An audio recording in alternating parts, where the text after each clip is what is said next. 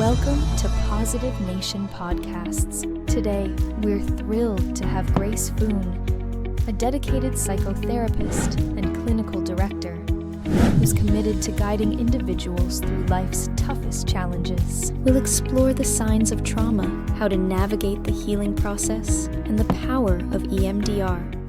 Hi everyone, welcome to another episode of Positive Nation Podcast, where we bring together experts to shed light on mental health, helping us understand it better and spreading positivity along the way. I am your host Mela with my co-host Mr. Jafar. We also have our expert guest co-host Charfa, who is a licensed marriage and family therapy with over 20 years of experience in corporate finance and banking. She specializes in couple counseling and family therapy using narrative therapy. She also serves as executive coach to top global companies like NASA, Google, and Meta, earning their reputation as values specialists.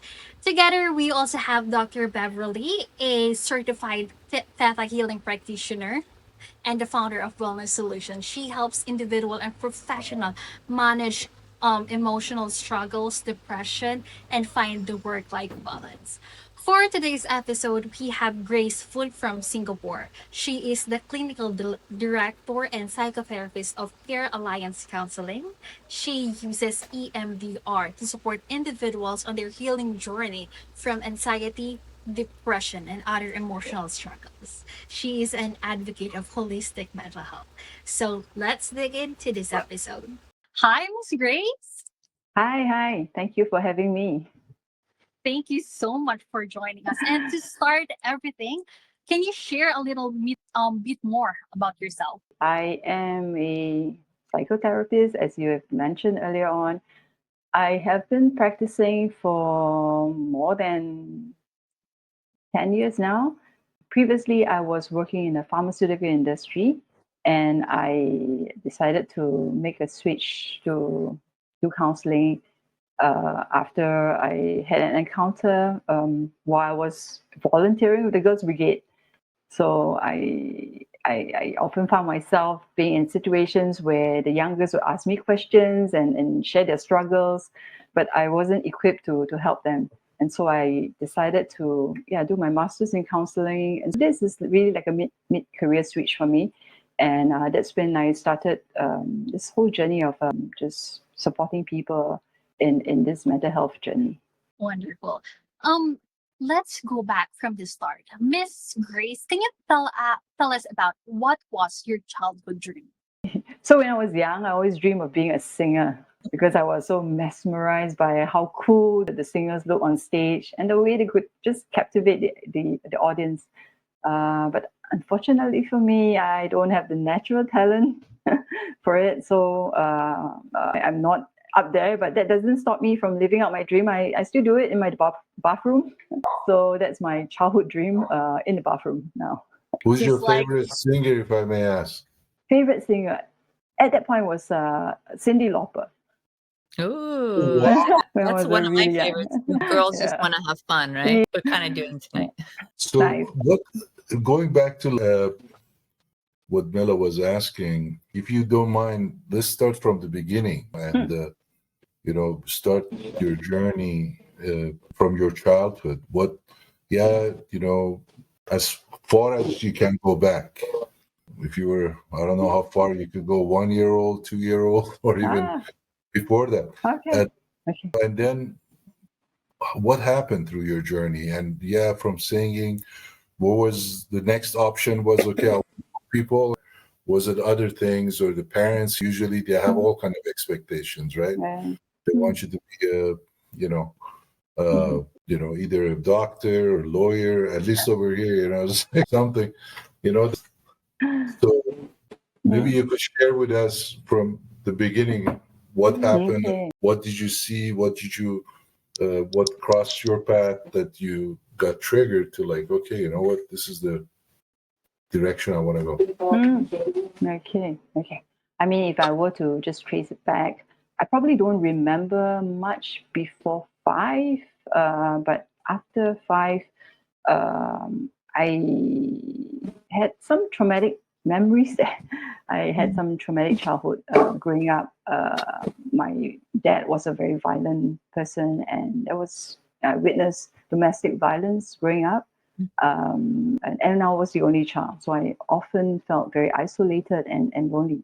And perhaps because of that, it just watching singers on stage and just fantasizing that I'm the singer, I'm somewhere else. That was my way of escape then, I guess. So it was not the best childhood I had, but I'm also grateful for what I went through, because I think it was because of the journey that I had to go through that I became who I am. Yeah. So along the way, what happened was, coming from a broken family, my studies were not great. Okay, I didn't do well in school. I was always called out by the teachers for misbehaving, for not paying attention. I was just one of those students that I'm seeing in my clients now. And yeah, things were just like that up till secondary school, and I think it's like high school for you. And there was this teacher. I was so notorious in school, but this teacher one day just gave me a role to play. She said, "Hey, Grace, I want you to be a treasurer for our class." And I was like, "What?" I was such a naughty kid. Are you sure you can trust me with money? But I think that trust, just with her telling me that I want you to do this, I want you to be the treasurer, that was enough to just make my life just turn around. I started to, I just put in effort, really put my socks up and really study and pursue my education. So that was how that was really my journey. Of course, along the way, I found faith as well. To me, that was also a very important journey for me in terms of my life transformation, where I used to feel very insecure, coming from a broken family. So I was very insecure. I think I may even have some traits of BPD. Yeah.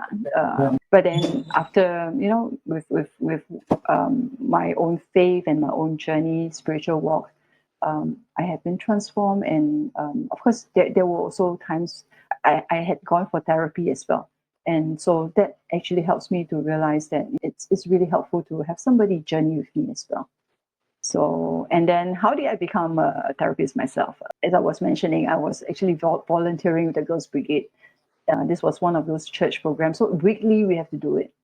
But when the girls came up to me, I was really clueless. How do I help them? I don't have the skills. I don't know what to say. And so I decided to pursue the education. And the rest is history. And since then, I've been doing this. Wow. Thank you, Grace, for that beautiful story of yours. I'm so curious to ask this, Grace, because not a lot of people who may be experiencing trauma actually know that they have trauma.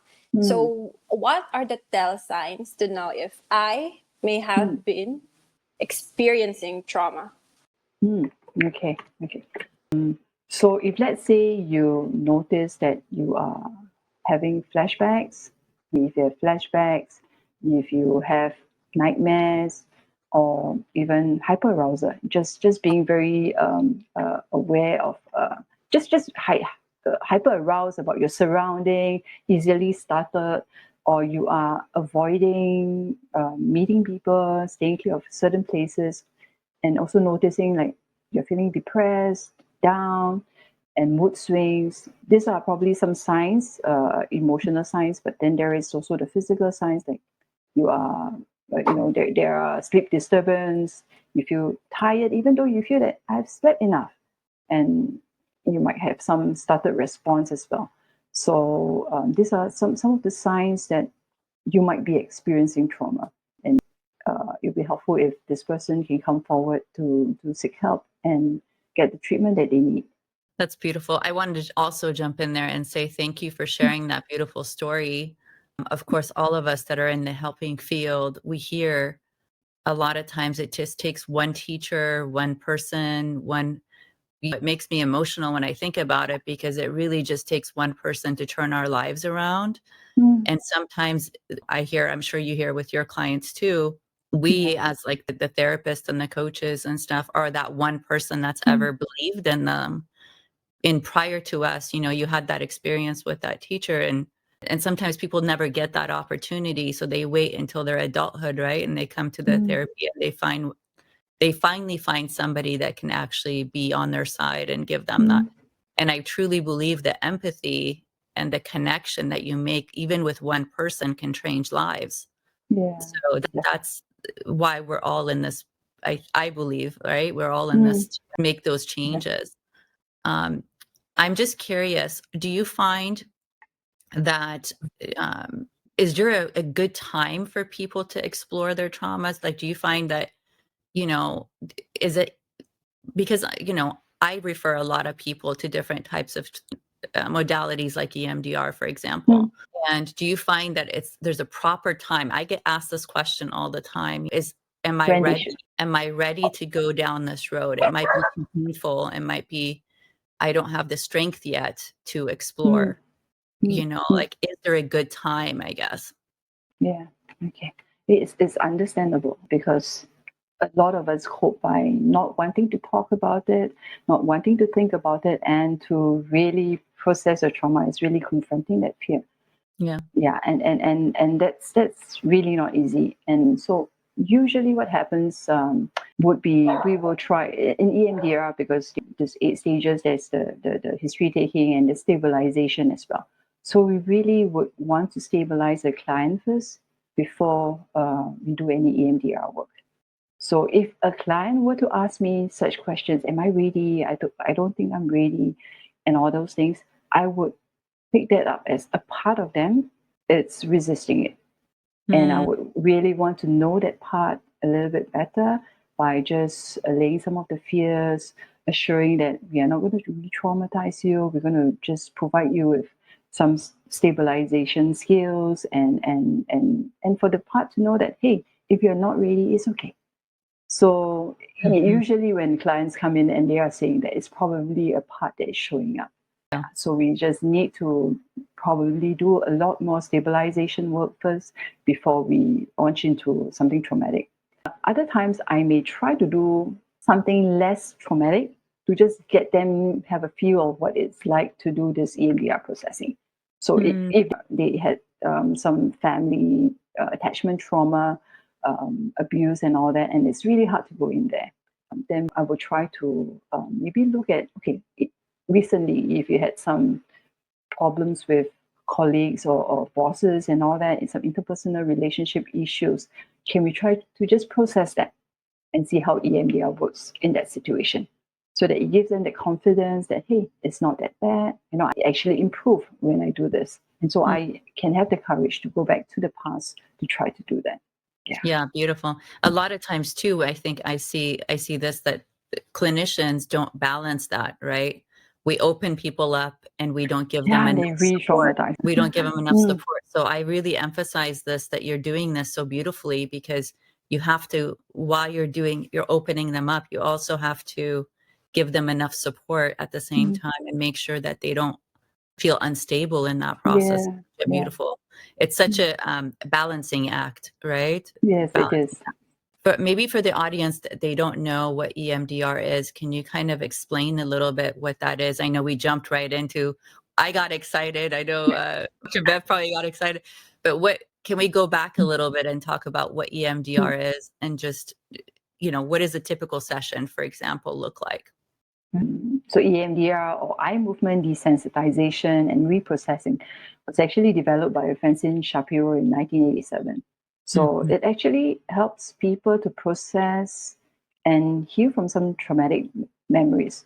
And why do they need to heal from it? Because individuals with traumatic experiences, they actually continue to experience a lot of emotional charge, body sensation, and even some negative belief about self when they think about the trauma. So during an EMDR session, what we not typically do, we guide the client to really focus on that distressing memory, which they have been trying to avoid. So that's why it can be hard for some people. But yet at the same time, we also simultaneously introducing bilateral stimulation to them. This is really so. So there are a few ways we do that. One would be the side to side eye movement, okay, or we can do the hand tapping, or even the tapper with a vibrator, the auditory tapper. So this stimulation actually mimics what we call, like the REM sleep, which plays a crucial role in emotional processing and also for memory integration. So the goal of EMDR is really to help the brain process the traumatic memories so that it reduces the intensity and the vividness of the memory. And once it's processed, it helps the clients to develop more adaptive responses to these memories. And so that the symptoms like even like flashbacks that we talk about, nightmares, hypervigilance, emotional distress, and all this would come down, lessen over time. And they would feel a sense of control over their emotions. So basically, it's a very structured but a very effective way for individuals to heal from trauma. Yeah, so that's EMDR. Thank you so much. I know I work with the vagus nerve a lot in my practice. So, very much related to eye movement, and we know the body stores so much of this. So just by the process of relaxation and trying to associate differently. So it's such a beautiful way of doing that. So thank you. Can Miss Grace, can you run us through the process of just a simple structure of how EMDR works? The process. Okay. So when they come in, basically we will do history taking just like any other modality. We do history taking, and in history taking, we're trying also to pinpoint. So in my history taking, I would really go as far back as when they were a baby. But if they can remember, that would be great. And as they relate their story, we're just trying to see what could be some traumatic memories there. In fact, some clients who come in, they don't even think that was traumatic. But it certainly does impact the way they live their lives. So we try to do history taking. Then the second phase would be just prepping them. This would be like what we call the stabilization and the skills that we will be teaching them to just how to cope, especially if they get dysregulated during the processing. Yeah, so that we are on the same page. When I say, okay, go to your calm place, they know what it is. We say, do your deep breathing. They know how to do it properly. So the preparation phase is a very important phase. For some people, they may, especially for complex trauma, I tend to stay in this phase a little bit longer. For more simple, less traumatic memories, then usually we don't have to, just the basic ones. And clients can very effectively go into the next phase. And then we will assess what would a memory that is in the past, a traumatic memory that is in the past, is affecting that person in how they see themselves, and how the body is keeping the score. And so we will pick that memory, and then we will do the next phase is the desensitization phase, where we use eye movement or the various, the tapping or the tactile stimulation to just desensitize. Basically, we just want the client to go there to desensitize and not be fearful. Because what happens when they are out of session is that the memories and the flashbacks are intrusive and they are not prepared for it. So they are caught off guard. But here we are saying, hey, bring it on. We're going to just face our whatever issues that we have to face and desensitize it. And I always tell my clients, just imagine if you're watching a horror movie. If you watch it the first time, it's really scary. Second time, third time, by the maybe 7 or 8 time, you will know, okay, this is next and that's next. And so this is the phase that we try to desensitize that memory, especially the image, and also the image, the experiences, the fear, the emotions that you went through. Then once, and then we will use SOTS to measure how disturbing that memory is. And let's say, for instance, the score started with 7 or 8, and we really want to bring it down all the way to 0. which may not always be possible in the first session. Yeah, so we may then have to continue the next and the following session to continue with the desensitization phase. Okay, and then once that falls to a 0 or 1, we can then install what we call a more positive belief. Because usually when somebody goes through a traumatic experience, they also carry some negative belief with them. Like, I'm not safe, I'm going to die, I'm unlovable. So we really want to have them change that as well and to install something more positive, which will be things like, I'm safe now, I'm lovable, I can express my needs, things like that. And we also try to do the body scan to just make sure that the body is cleared of any of those emotions that it is carrying. And so we do a body scan to just ask them if that is cleared, and then we'll just close, and then we will also then reevaluate. That's the final phase. The next time when they come in, we'll just check in with them. How was it like after the session? Has the emotional distress gone down? Has it changed? And just do an evaluation. And typically, if the memory is still quite vivid and all that, we'll just continue with that movement desensitization.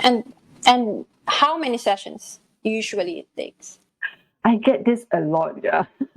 And it's hard to answer that because it all depends on what kind of trauma they bring into. If it's a complex trauma, typically it probably takes it takes more sessions versus a single event, like, I just had an accident. Usually like 4 to 6 sessions, you should be able to clear that. Yeah. But if it's a prolonged emotional abusive and physically abusive relationship, I think it's really harder. And it's usually that requires long-term therapy. Not necessarily doing EMDR all the time, but just providing the support as well. Grace, you shared earlier that you also look back at their childhood experiences. So say, for example, there's a simple trauma and she experienced an abuse at an adult age, say 18 or 20. Does that mean that this person may have a childhood belief related to her experiences in the present? That's why you had to go back to the past? Okay. Yeah. So the past, let's say, for instance, somebody who is in an abusive relationship, and if you look back at their past, it's likely that they have witnessed violence, and that's what they were exposed at a young age, and that feels normal for them. And so right now, when they're even when they're in an abusive relationship, they may minimize it and say, "Oh, it's not as bad as what it used to be. My mom did it worse to my mom. My dad did it worse to my mom. So my husband is actually okay. My boyfriend is not that bad." Yeah. So they minimize those experiences. So we really want to bring them back to the past and to really attend to their younger self and to reparent that younger self to know that, hey, this is not a healthy way of attachment. This is not how you should a relationship should look like. Yeah, and for the adult to really go back in there to also attend to the younger self. So you bring in inner child work as well. Yeah. Is that typical for all of EMDR therapists, or is that something you do uniquely? I bring it into my work too, but I'm interested if you do that. Okay. For some processing that we do in EMDR work, it's not necessary because, they are able to just go there, process, and, they are able to do the installation, the positive belief and all that very quickly. And so that is not really needed per se. Yeah, but usually I find those who experience a lot of abuse, could be even emotional abuse and all that. Those are the ones that I really try to bring in to do more inner child work with them. Yeah, and integrate it with EMDR. Do you want to tell the audience what inner child work is? Do you want to share about inner child? Do you want to share about how you do the inner child work? I'm a narrative therapist, so it's a little bit different. But, I do believe, of course, that we have to always attend to the inner child. I think in every modality, it's an important concept. So I do believe it comes in so many modalities will kind of cross paths with the inner child. And it's really, I call it more of a self-love practice at this point, really attending to this inside version of yourself that wasn't taken care of the way it needed to be taken care of. I think with or without trauma, everyone needs to do the work of that. And so attending to the love and the nurture and the healing of all of us, whether we had a good upbringing or a hard childhood or the whole spectrum, right? We think our parents did their best or they did the worst, whatever it is. I think no parent is perfect. So all of us really have something that we can heal in terms of our inner child and loving ourselves in a different way now. As adults, I always say, hey, you have the tools and the resources and the time, and you can really attend to that inside child and really reconnect with yourself and your part of that. So that's kind of how I explain it. Yeah. So what is that? How do you kind of play it case by case of when you bring that in, or do you could generally see if they need that? I usually bring in the inner child work when I'm doing EMDR. Yeah, so when they are in those experiences, when they are, they are processing those experiences, traumatic experiences, I would also invite the adult self to just go in there to attend to the inner child. Yeah, that client is stable enough. If not, then just imagine having someone nurturing to go in there to just nurture the inner child. I do a funny thing with my clients. I say, okay, you're clocking into work, right? You go to work. Imagine you're dropping off your inner child into a babysitter or like a center, like a school. So you drop in, you check in with them in the morning before you clock into work. And then at the end of the work, you go pick up, like almost like you're picking up your child from daycare. At the end of the day, you go back in and you check in with them. So you're always kind of like, hey, I have to remember checking in with my kid, I would go ahead. Sorry. I sorry for I was just saying cutting. it's an easy way for them to remember to do it, right? So you're driving yourself to work, you remember, hey, I got to clock in, I got to go to work. So just check in make with the sure inner you child. drop in and check on your child. And on the way home, you're going to pick them up and take them home with you and even have conversations. How was your day? How did you feel? Did you feel loved today? Did you feel nurtured today? And really having a dialogue almost on the way home with your inner child. It's a good practice to remember. If your child in the back seat would not interrupt, right? That would be the case. Sorry, go ahead, Dr. Babe. I was just interjecting. I would like to share that I also incorporate healing the inner child, both for my clients and even for myself. I also call in the child and also the wise adult. After learning the wisdom, the child learns the wisdom. And after we take care of the child and the child learns the wisdom, I ask the client to witness the child to grow older, her same age, so that there will be an integration. And all the wisdom is already in the present. Wow. So that's something that I would like to add on that.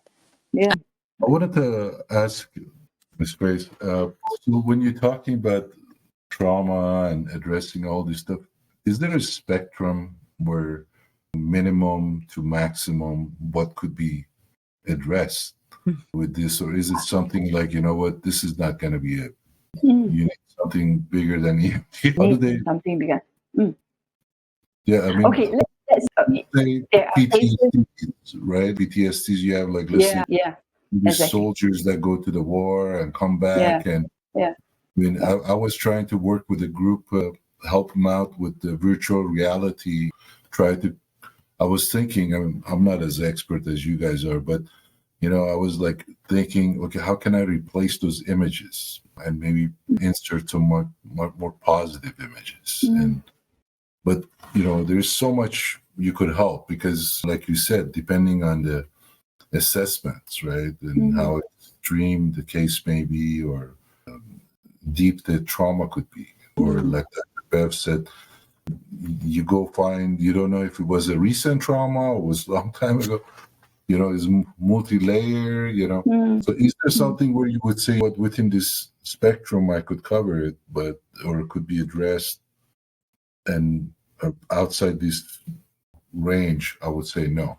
Okay, that is a very good question. I'm not sure if I can answer that accurately, but as far as I know, there isn't any particular trauma that we can't use EMDR for. Okay, the only thing, like I mentioned earlier, if it's a very complex trauma, we may not even start doing EMDR. Oh, we actually start because we are using the phase 2, which is the stabilization part of it. But really, we don't even go into the desensitization part of it. So I have clients who have been with me they have complex PTSD, and I won't even start work until the processing until 2 years later. So I wouldn't say it's not suitable. It's probably, it takes a longer time for them to be introduced to where the body is ready, the mind is ready for them to say, yeah, okay, I can do this now.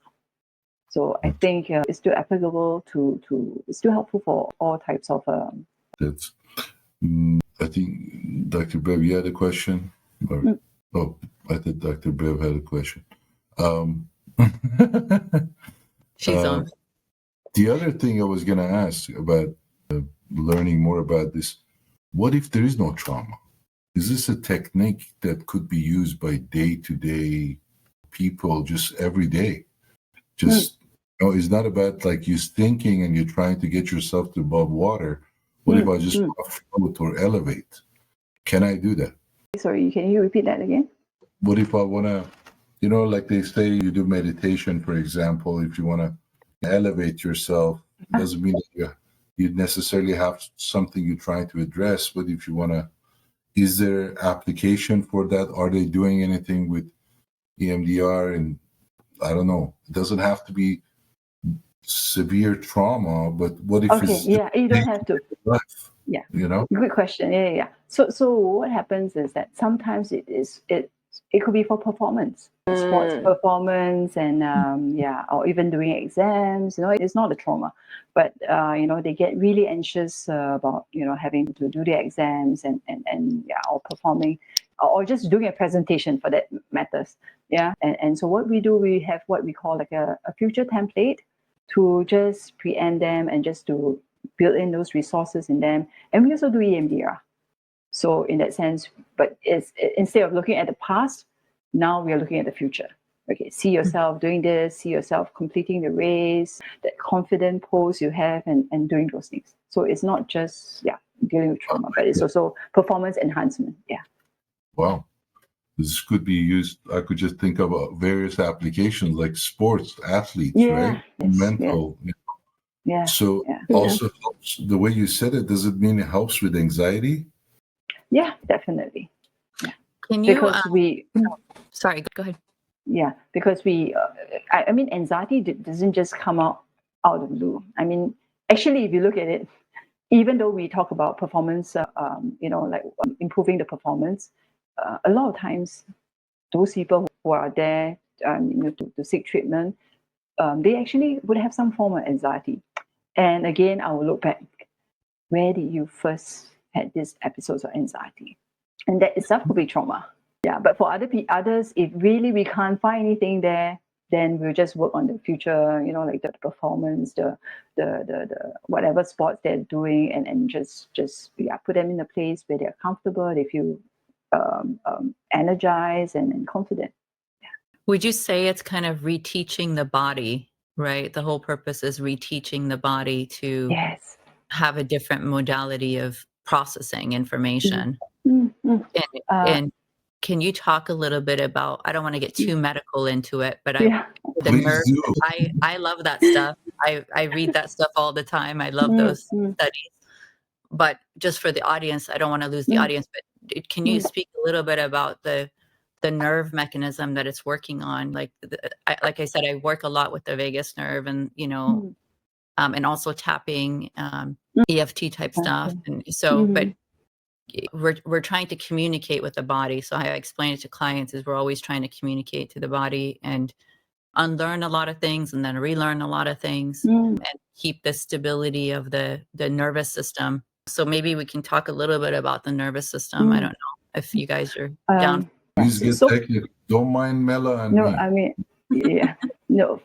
So for me, I usually because okay. So in terms of EMDR, how we explain is that when someone goes through something traumatic, the brain is wired in such a way, in a very maladaptive manner. So doing the tapping, so we can actually do tapping as well at home. So what you can do, let's say if you think of some positive experiences, we are also engaging our left brain, which is a more logical brain. It processes logic and all that, rather than just the emotional brain where we feel so much of it. So by just tapping, we are actually engaging our left brain to integrate and to just create new neural networks in the brain, which is helpful for retrieval. It's not always retrieving negative memories. So there is a negative neural networks, but there is also a positive one if we are able to just tap in some positive experiences. So sometimes I do tell my clients at the end of the day, think of a positive experience that you had, and as you think about this, just tap it in, because so often they only remember things that are negative. So this tapping itself can create a new neural networks for them to just feel calmer and feel more at peace. That's awesome. Mela, I hope you're making a note about this, because we could use this in Positive Nation. We're trying to spread more positivity. I do tap, but I tap on the table like I'm doing music. What if we combine it with music? Would that work? You can actually, yes, as long as there's bilateral stimulation. So there's movement. So actually walking is also part of the bilateral stimulation. In fact, yeah. So the walking, exercising, those are helpful things. Drumming is good. Oh, good. I love walking. Yeah. Yeah. Yeah, and Miss Grace, if I am not mistaken, that is where the EMDR from, right? The walking. Yes. Yeah. That's Can you how elaborate on that, Francine. Miss I Grace? think it was something like Francine Shapiro was walking in the park or somewhere, and then she was thinking of something, and she noticed that as she walks, eye was moving from left to right as well. The eye movement as she was walking, and as she was processing, it gave her the idea that, hey, when we are processing, we are actually, having these eye movements, and that's how she coined this EMDR, the eye movement desensitizing and then reprocessing of the materials. It'd be helpful for the audience to know too, like behind the eyes are connected to the vagus nerve, which is the largest nerve in our body, our 10th cranial nerve, which goes into the stomach. So when we're processing, your nervous system, when you're moving your eyes from the left to the right, you're engaging that nerve, you're getting relaxed into all the way down into your stomach. That's why people have a lot of stomach issues when they're nervous, stomach cramps and have to go to the bathroom and all that. That's all from that nervous system getting really tight. So when you're working on it backwards, you're also loosening up so much of you're reprocessing so much of your nervous system, which is so beautiful. Bilateral, also like with kids, right, Miss Grace, like in school, when they give them movement while they're learning, it helps their learning. Yeah. When they're, have those, now they have those swivel chairs and all these things where they're like in movement so that they can learn better. So this goes into much deeper and wider audience of utilization, right? Of just movement in general is so vital for our brain to process information, whether it's negative information, whether it's positive information, it doesn't matter. It's just, we can work with it backwards. It's like translating backwards or translating forwards. Either way, you want it is. information going in with movement and you want information coming out with movement. So that it's cool to see. Is there any type of like apps or anything like that for EM? I mean, they have all kind of apps now for meditation, but I haven't seen anything for EMDR. There are some apps online that has got eye movement, but I am not very sure if I encourage that, to do like your own EMDR work. Like we say, if it's maybe just performance enhancement and all that, that's still okay. But let's say you have deep trauma, you might end up re-traumatizing yourself. Because in EMDR work, we know when to stop, because it's not like you do eye movement for the 50 minutes or so. No, after a short set, we will pause and just check in with you and to just find out what do you notice, and then we continue. So while you're doing it on your own, you probably won't know when to stop and how to check in with your body. So I don't encourage EMDR outside of therapy. Yeah. God. I'll be jumping to a different question, Grace. Yeah. I've worked with people who lost a loved one, and they are usually experiencing normal grief process. Would just like to know, when can we consider grief as something? I think if it's the normal grief where there's preparation, the person is dying, and I think that's probably like a normal grief. But if it's sudden suicide or sudden death, that would be a trauma. Wow. Thank you for the clarification, Grace.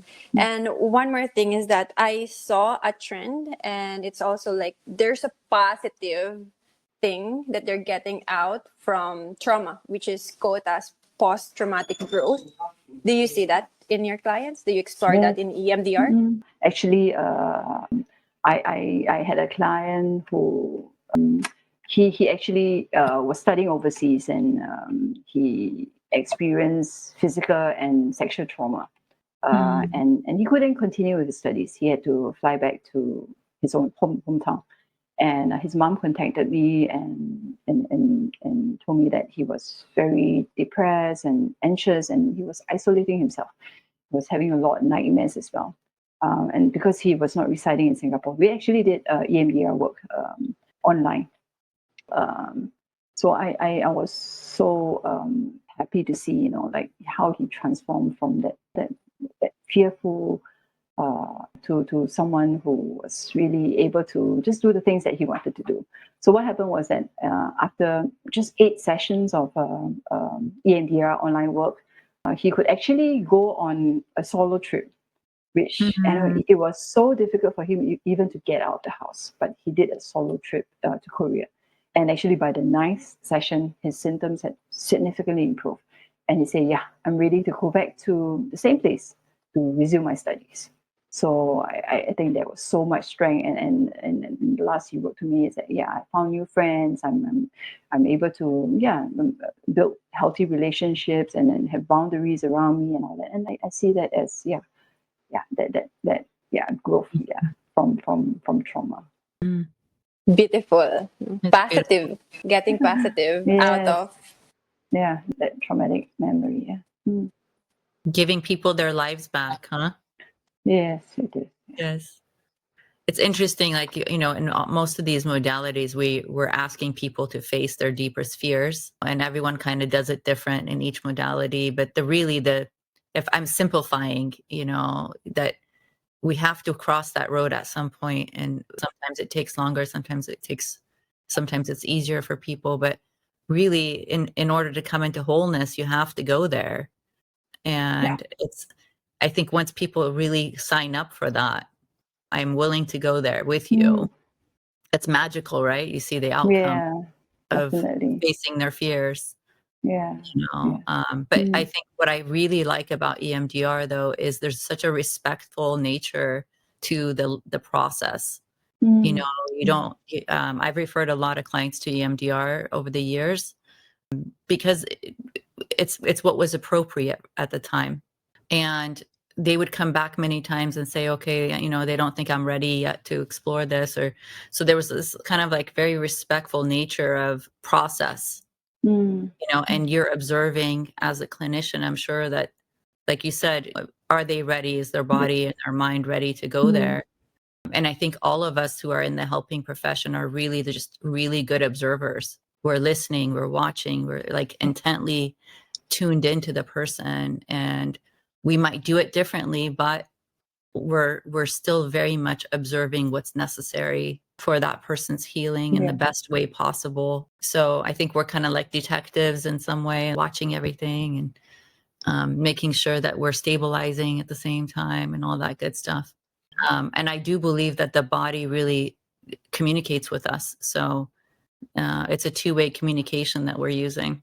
Definitely. Yeah. And sometimes I also tell clients, the more you resist it, the more it's going to persist. So just yeah. I mean, we're going to journey this together. You're not alone, and we'll just have to confront the fears.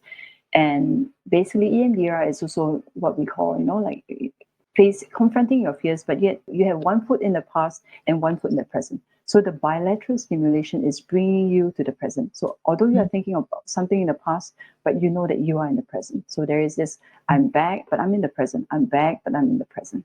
So that's also part of the EMDR processing. Versus if they confront their fear on their own, they are 2 feet in the past, and that itself can be traumatizing, which is why they usually avoid doing that. Grace, working with people who experience trauma is a little bit traumatizing. It's like secondhand trauma or getting secondhand trauma. So how do you take care of yourself when you work with these cases? So basically, I do do Pilates, and I do regular short holidays. Yeah, so this helps me to stay more grounded, and I also try to learn to. I participate in peer support and also ongoing learning, which helps me to stay grounded and mentally focused as well. As much as I tell clients to have compassion for themselves, I also practice that for myself. Especially when I find that there are days that I can be quite hard on myself. Yeah, so doing all this helps me, and also being part of a faith community helps me connected with my spiritual aspect as well as with people. And I think my greatest, but the best antidote for stress for me right now is my granddaughter. Spending time with her just recharges me. Yeah, so those are things that I do, and it's so important for mental health professionals to take care of themselves. Yeah, self-care is so important, and to intentionally set aside time to do these things, to just take a step back. Yeah, one of the other ways I take care of myself is I don't work many days. I only work 4 days a week. So I give myself 3 days rest. Yeah, so that's one way I find that's the best balance for me at this moment. Yeah. In future, if I feel that maybe I can only do 3 days, I will go 3 days. So just understanding. I love that. Yeah. I love that word, balance or homeostasis.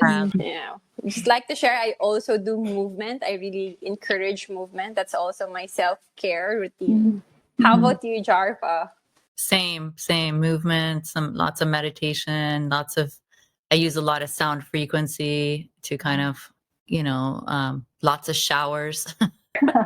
But it's I need water, and I need frequency and sound and movement. I think those are my if I can get to the ocean is also very healing for me. Which is not far from us, but it's sometimes hard to get there. But yeah, self-care for sure. Are you working pretty long hours on those 4 days? Yes, I do. How long are you seeing in 4 days? Usually, in a day, I see about 6 to 7 clients. That is a lot. Yeah. And this is very deep work. So that's for people that don't know, 6 to 7 clients doing EMDR. As of now, the balance is I can still do 4 days, but I mean, there might come a time I will just have to reduce it. Yeah. That's a lot. Go ahead. Sorry. So going back to what we are calling the trend, today we saw a lot of healing your inner child trend, where people go buy a lot of luxury stuffs, go buy all those foods because they are healing their inner child. Does this always mean that they have unresolved trauma? If so, does this mean that those trauma are resurfacing today? Unresolved. Okay. I think all of us probably would have an inner child. Yeah. And perhaps all of us would go through some adverse event. May not be very traumatic.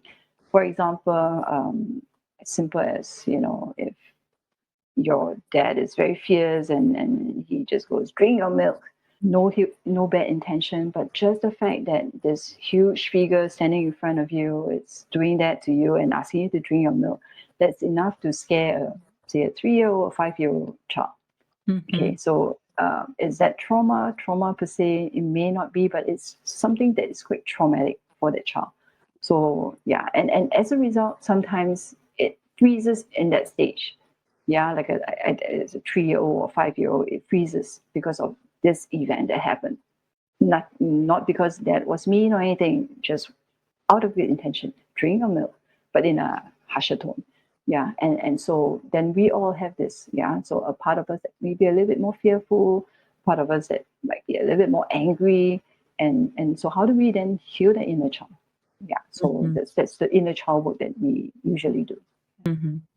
It's literally every time the nervous system signals something is in the body. Yeah, I mean, like she said, I don't think it's always, we don't always call it trauma, but it's more just the body's reaction. In narrative therapy, we say how you make meaning of something.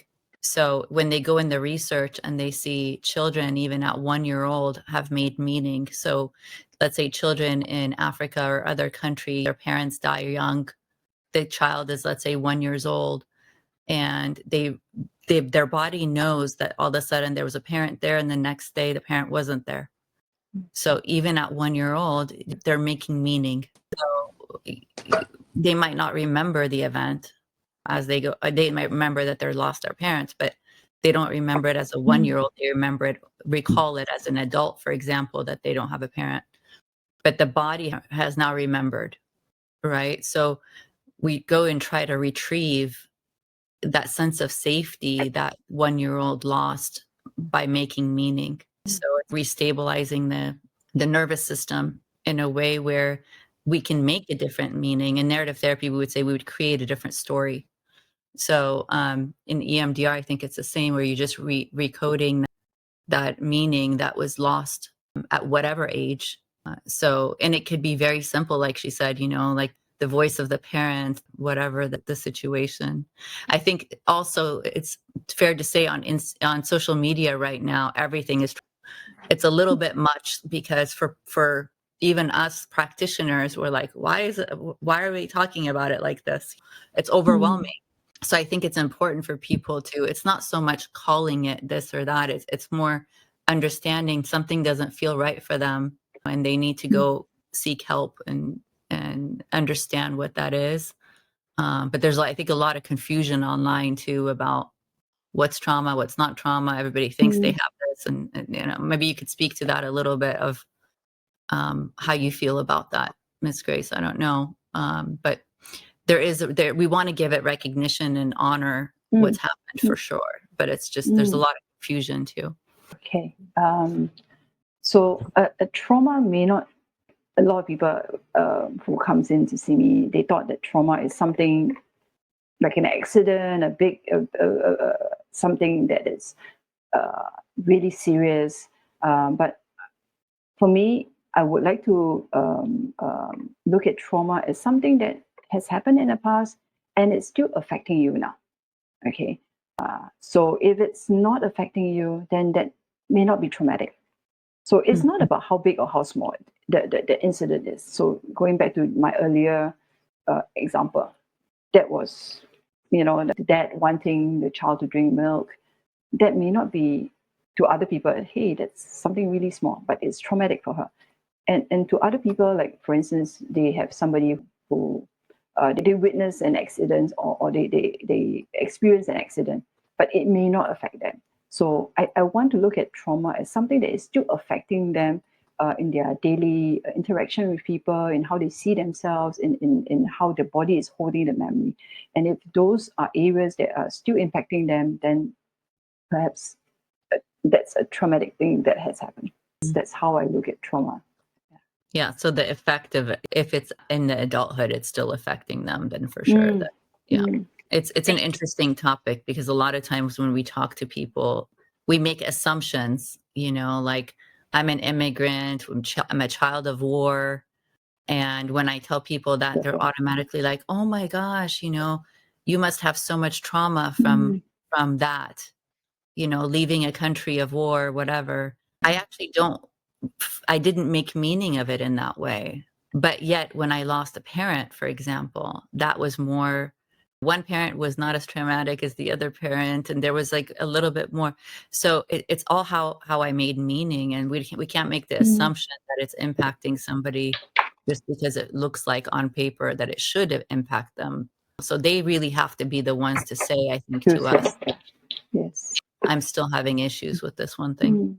We're speaking about a lot of trauma, a lot of all these things that has happened to people, but isn't it amazing? I mean, we're speaking to you, Miss Grace, accomplished person with such a beautiful background and everything. And as soon as you started opening up, you were talking about your own trauma and how you turned this whole trauma around.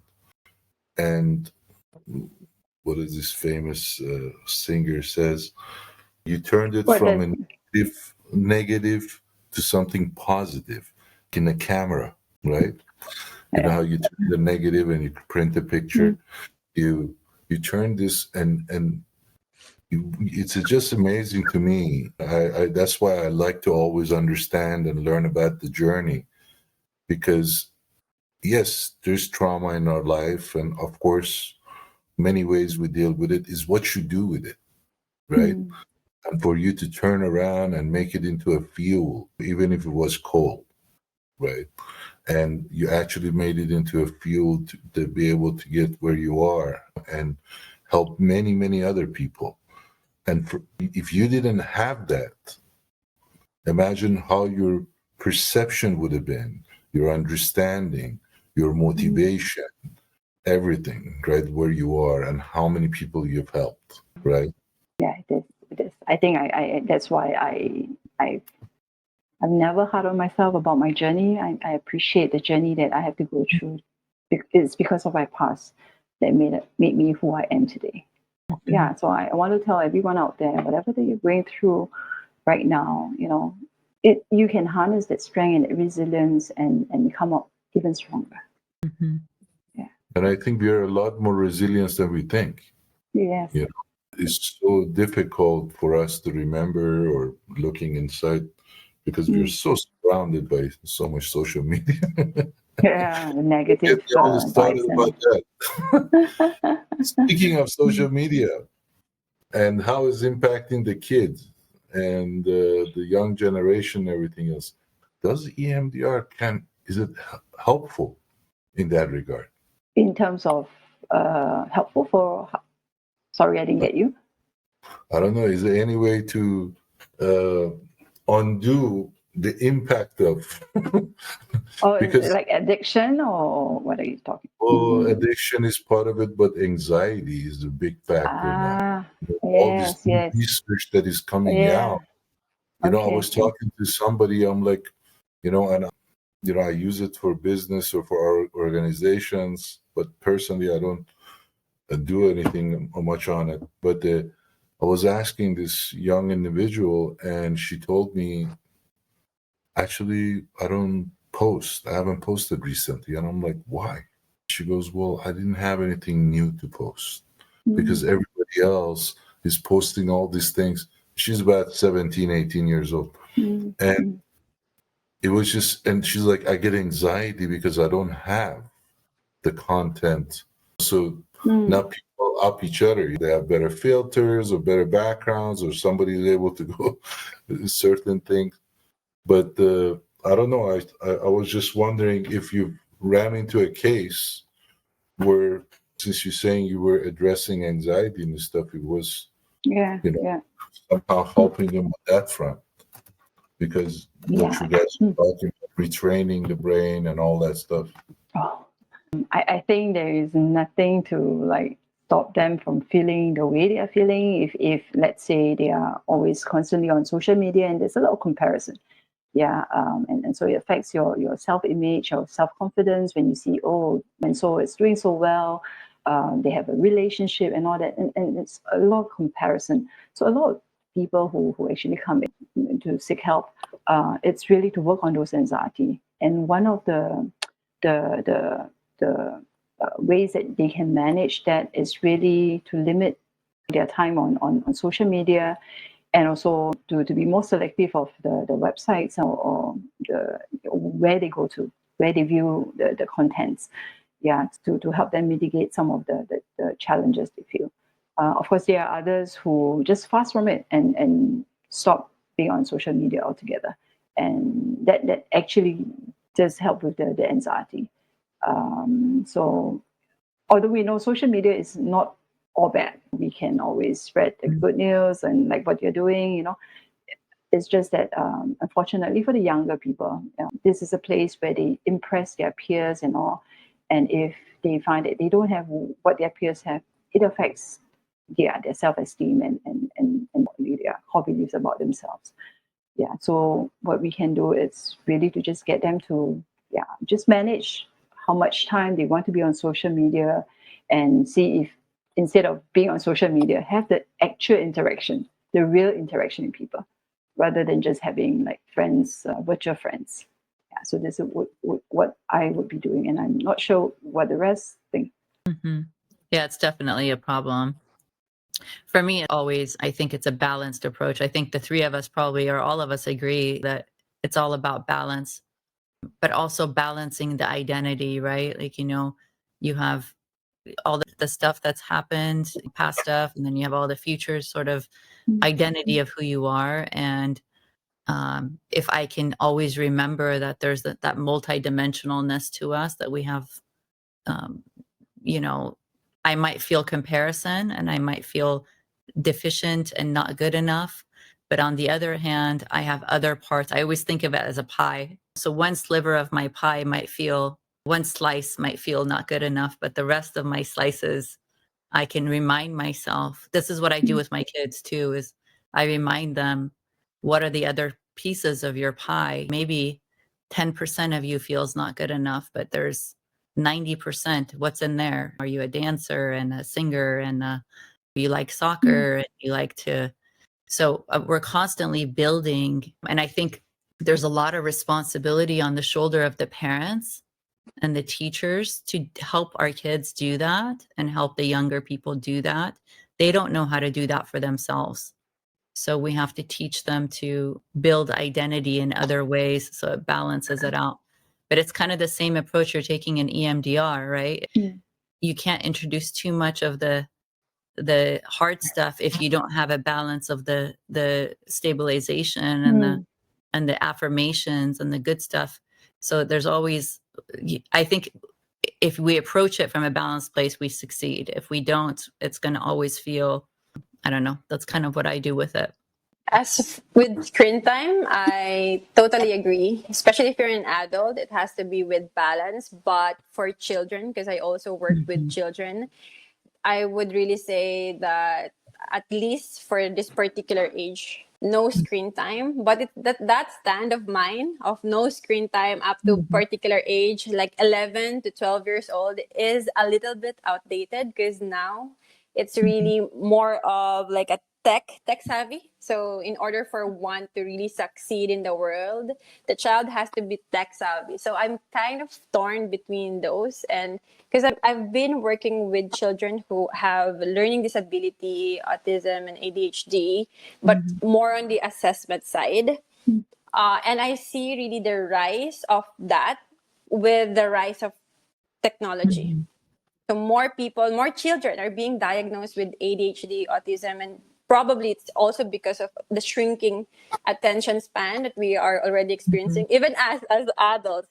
So now difficult to have this particular attention when you watch movies, read a book, or listen to someone, right? So that's actually kind of a stand that I am not into screen time for children versus them being tech savvy in order for them to thrive in the world. Miss Grace? Yeah, thank you so much for sharing. Yeah, I think we just have to, like you say, just have a balance, and really just, I think it's also an age appropriate, and just limit their screen time to how much, at what age they should be exposed to the screen. Yeah. And now, coming from a person in Gen Z, from this generation, yeah, we do watch a lot from social media. Saw that girls are really beautiful, their lifestyle, what they are portraying as themselves on social media. Do you think this boils down to self acceptance and self love? And what are the ways that you can give to people in order for them to love themselves more and accept who they are really? Okay.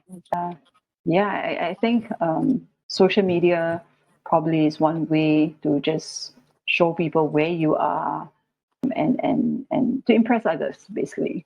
I always tell people it's very easy to just post a picture of how happy you are for that 1 minute, and then maybe the rest of the time you are really upset, but you show the world that you are so happy.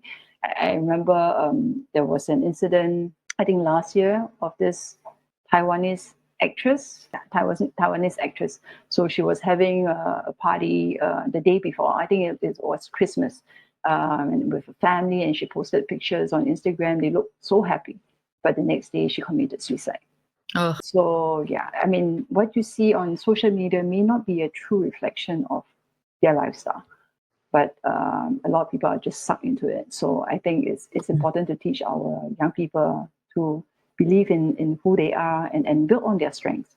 Like what you mentioned also earlier on about the pie, like to look at what are the qualities, the strengths that they have as well, and to bring into the interaction with others. Say if you are a generous person, how do you want to show the generous side of yourself to your friends, so that they can look at you as a generous person rather than focusing on whether are you a smart person. So build up on your strength, and so that you feel more confident, and people can also appreciate connecting with your qualities. so important. Yeah. Thank you It is. so much. That's wonderful. Miss Jarpa, Dr. Beth, do we have any more questions? I have maybe one last question. I know we kept you a long time. I don't know if you're getting tired of answering our questions. I could ask questions all night long, but I want to be respectful to your time. I'm just curious, like, do you see, I know we're in the age of technology, since we're talking about technology, and in the age of AI and all this crazy stuff going on, and some of it's great, and some of it for us, we don't know what it means for our industry necessarily.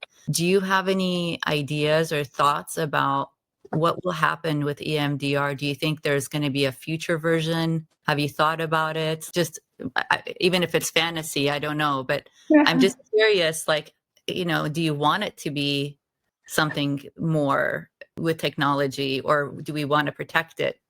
I always think about that, how do we help scale it to more people? Is it possible? What are your thoughts about that? Yeah. So EMDR itself it's not a modality that it's really simple to mimic outside of therapy. Yeah, it's not like maybe CBT that you can just practice on your own or just do some mindfulness. Those are things that a client can do outside of therapy. But in EMDR, that we talk about, there is also this therapeutic alliance there.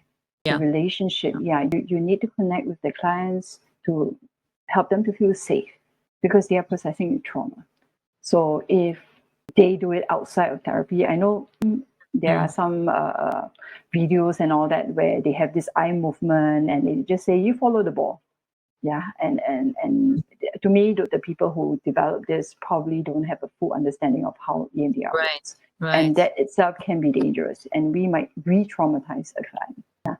I'm hoping maybe next time, if the AI is so advanced, then it can really pick up the facial expression or whatever of a client that this is in distress, or you can look into the brain and say, okay, yes, this client is getting overwhelmed and it's shutting down. We need to stop and things like that. So that's something that would be I'm not sure interesting. if, Like, when you go to the eye doctor and they can see inside, inside, and you could see.